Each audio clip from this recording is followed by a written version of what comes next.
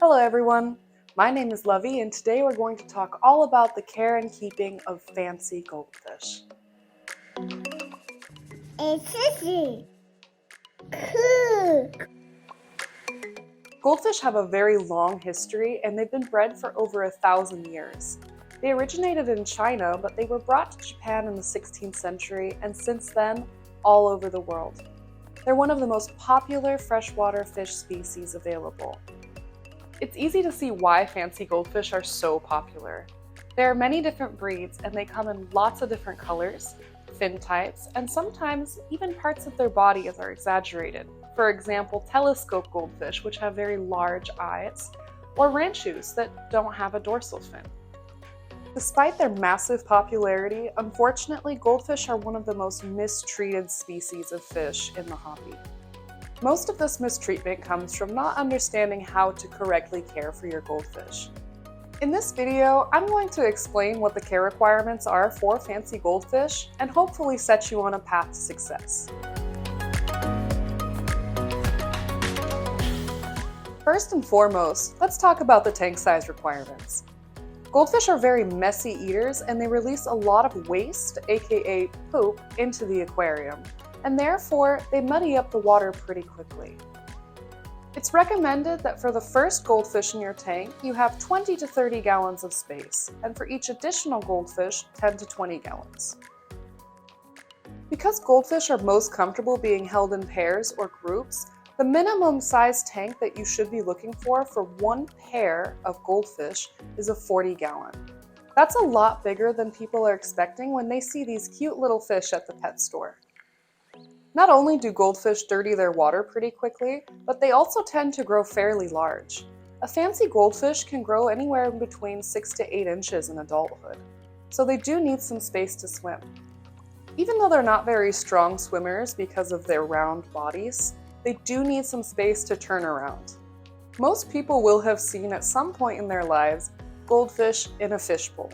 This is an absolute no-no, not only just for goldfish, but pretty much any fish species. Just throw away the bowl.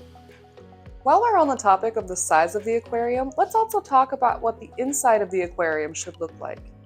Some fish keepers like to keep a completely bare bottom tank, as it's easier to maintain. However, if you want to have substrate and rockwork like I do in my goldfish tank, you can very easily find fine sand. This is easy for them to suck up into their mouth and spit back out without getting impactions in their gut. Live plants in the aquarium are also a great idea as they help maintain the water quality. However, goldfish do love to nip and nibble at leaves, so you might have an issue keeping the plants in them. If your goldfish don't leave your plants alone, you can always put the plants on top of the aquarium, as you can see right here. Here I have 2 breeder boxes, one with a peace lily and a pothos, and they pull nitrates out of the water just fine, and the goldfish can't reach them.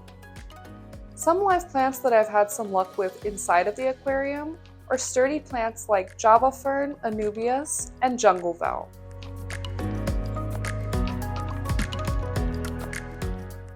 Goldfish are omnivores and will eat almost anything that you give to them. For a fancy goldfish to stay healthy, you need to give them a mix of pellets or flakes, live or frozen foods, and vegetables. Many fancy goldfish, unfortunately, are subject to inbreeding and can sometimes have issues with their digestive system. That's why giving vegetables is so important to keep them from getting constipated or bloated and eventually developing swim bladder issues.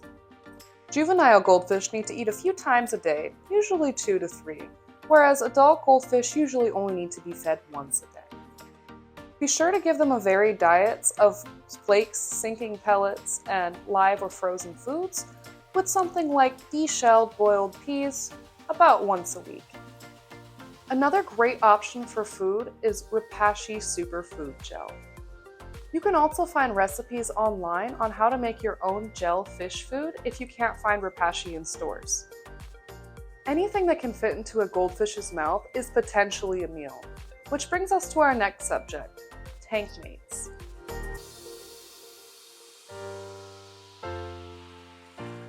In my opinion, the best tank mate for a goldfish is another goldfish. The reason for this is anything that can fit into their mouth will become a meal at some point. It is possible to have a community with other fish species with goldfish, but it's always a gamble.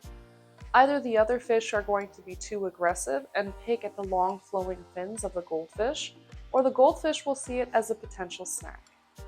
If you're willing to take the risk and lose a fish here or there, or it doesn't really bother you, then you can definitely try something like Danios or rainbow shiners, which can both live in the lower temperatures required in a goldfish tank. Larger snails, for example, mystery snails, would also work really well.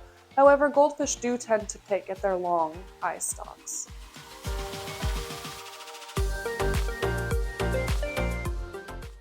Let's talk about the water parameters for a goldfish aquarium. Goldfish prefer colder water temperatures, 72 to 78 degrees Fahrenheit, or about 22 to 25 degrees Celsius. With pH, they're also not very picky, about 6.5 to 7.5. However, they do tolerate higher or lower measurements. The most important thing to look out for in a goldfish aquarium when it comes to water parameters is definitely ammonia, nitrites, and nitrates. As I said before, goldfish are really messy eaters who release a ton of waste. So you really have to keep up on your tank maintenance, have an excellent filter, and preferably also live plants to really help maintain the quality of the water. Goldfish are pretty hardy, however, any fish is susceptible to illness when the nitrates are high enough. I really recommend creating a maintenance schedule and really sticking to it. You should definitely vacuum the gravel to make sure that any poop is picked up that hasn't been picked up by the filter, and test your water regularly to make sure that the water is really pristine.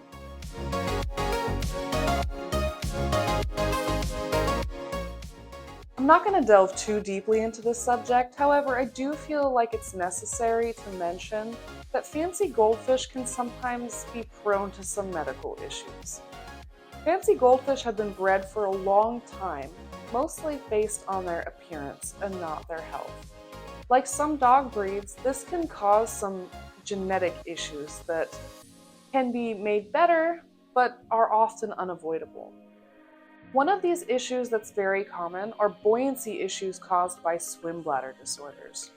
The easiest way to keep your goldfish from having issues with their swim bladder is to give them a varied diet, and especially vegetables, to keep the whole thing going, just like having Wheaties in the morning. Some goldfish breeds, for example the black moor with their large telescope eyes, can be susceptible to having injuries, and you do have to keep an eye out that you don't have any decor in your tank that could possibly injure those big, sensitive eyes. Same thing with bubble-eyed goldfish. I also don't recommend keeping common or comet goldfish together with fancy goldfish, as the comet goldfish can outcompete the fancy goldfish for food, and nobody feels good when they're hungry.